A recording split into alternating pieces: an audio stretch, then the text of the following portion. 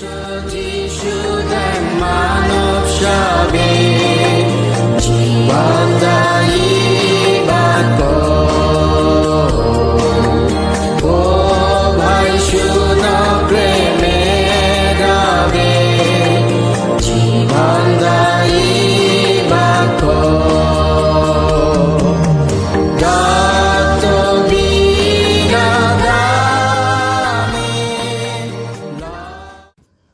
প্রিয় শ্রোতা বন্ধু, প্রভু যীশু খ্রিস্টের নামে জানাই আন্তরিক ভালোবাসা।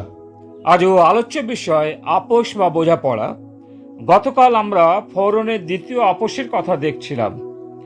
বহু দূরে যাইও না, মশিতা উপেক্ষা করেছিলেন, প্রত্যাখ্যান করেছিলেন ও অস্বীকার করেছিলেন। আজ আলোচনা করব তৃতীয় আপোষ। মশিকে তৃতীয় আপোষের প্রস্তাব রেখেছিল। যাত্রা পুস্তক 10 অধ্যায় 8 থেকে 11 পদ। তোমরা শুধু পুরুষেরা যাও।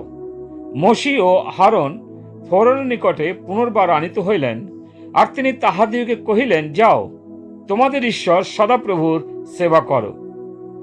কিন্তু কে কে যাইবে?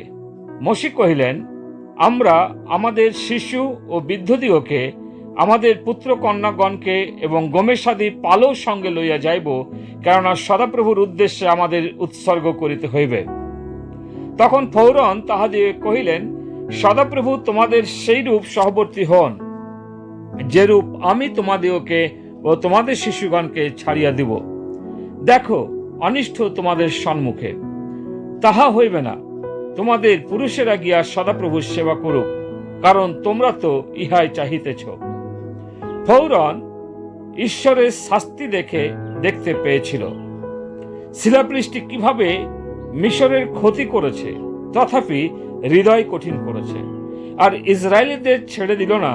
তাই ঈশ্বর অষ্টম আঘাত মিশরে আনবেন, যা পশুপাল সমস্ত ফসল নষ্ট করবে। এই কথা শুনে ফৌরন মশিকে বলেছিল, শিশুদের নিয়ে যেতে হবে না, তোমরা পুরুষেরা যাও, সদাপ্রভুর সেবা করো। আজও আমাদের পরিবারগুলোতে লক্ষ্য করতে পারি যে অনেক সময় পিতারা অথবা মায়েরা শুধু চার্চে যেতে চান। সব পরিবার একসাথে সবাই চার্চে যেতে চান না। মনে রাখবেন, এটা হচ্ছে শয়তানের প্রস্তাব।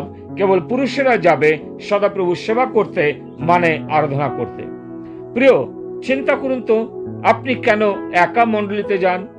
মশি কিন্তু সবাইকে সাথে নিয়ে ঈশ্বরের আরাধনা করবে বলে ঘোষণা দিয়েছেন। ফৌরন এবং শয়তান জানে, যদি মানুষগুলো পূর্ণদিন প্রান্তর যাত্রায় চলে যায় যজ্ঞ করার জন্য, এর পরেও তাড়াতাড়ি ফিরে আসবে, স্ত্রী ও পরিবারের নিকট এবং দাসত্বেই থাকবে। কেননা শাস্ত্রেও বলে, যেখানে তোমার ধন সেখানেই তোমার মন। হ্যাঁ, ইসরায়েল সন্তানগণও স্ত্রী এবং পশুপাল মিশরে থাকলে তাদের জন্য পুরুষদের ফিরে আসতেই হবে।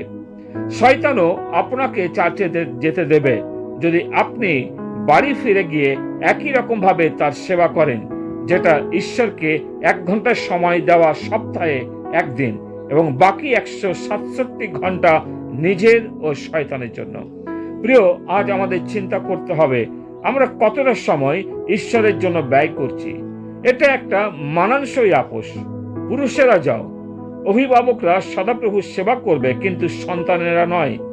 আরাধনাতে ছেলে মেয়ে যেতে হবে না। আমরা চার্চগুলোতে বেশিরভাগ সময় এটাই লক্ষ্য করি।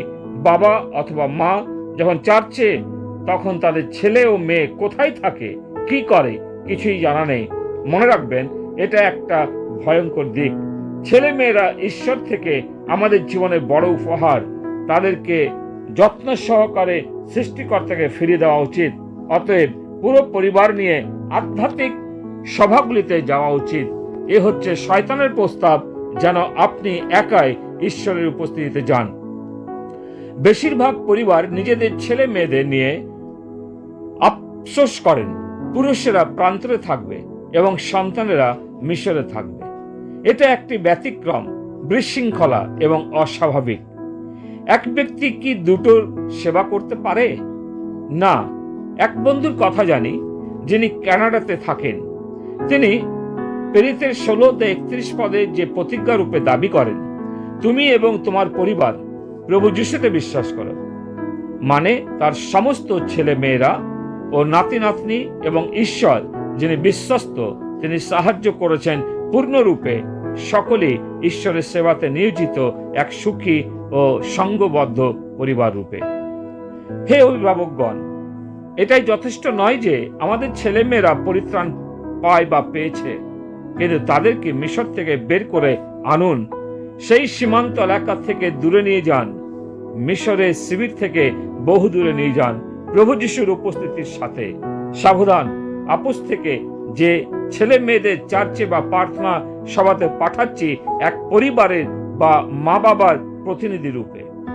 সম্পূর্ণ পরিবার সহ ঈশ্বরের দরবারে যান, সঙ্গে করে নিয়ে যান।